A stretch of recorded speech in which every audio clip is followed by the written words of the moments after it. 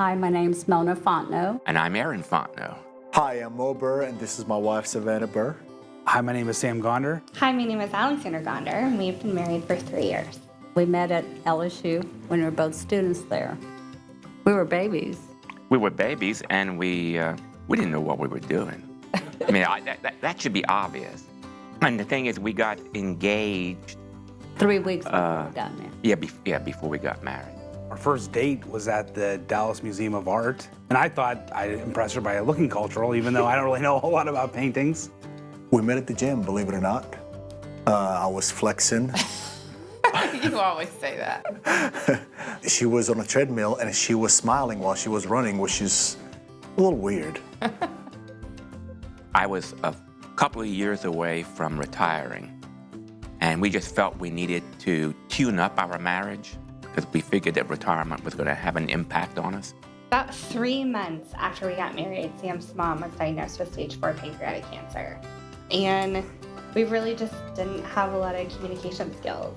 I grew up in a family that all we ever did was talk. And Sam grew up in a family that never talked. Well, and there was 3 emotions: happy, sad, confused maybe. My mom passed and I had a lot of emotions, but I had no idea how to communicate or talk about any of them outside of I was sad. We were almost divorced. The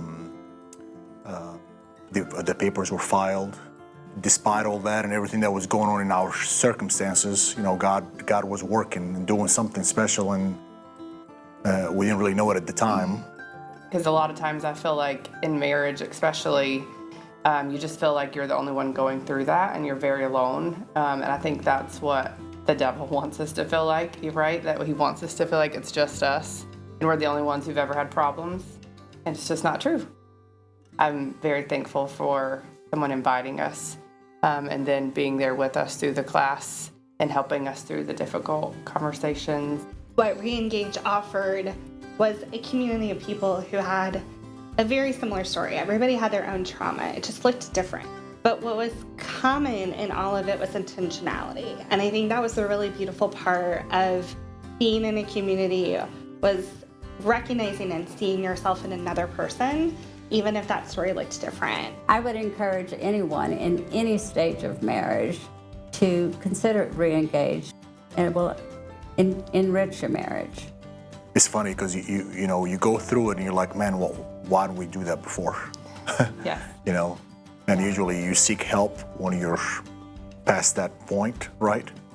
But I think one of the greatest things that we saw, a lot of couples actually do that. They just wanted to make their marriage stronger and better, and that's why they were attending, and I think that's really wise and very smart. Yeah, I wish we would have done it much sooner. Yeah.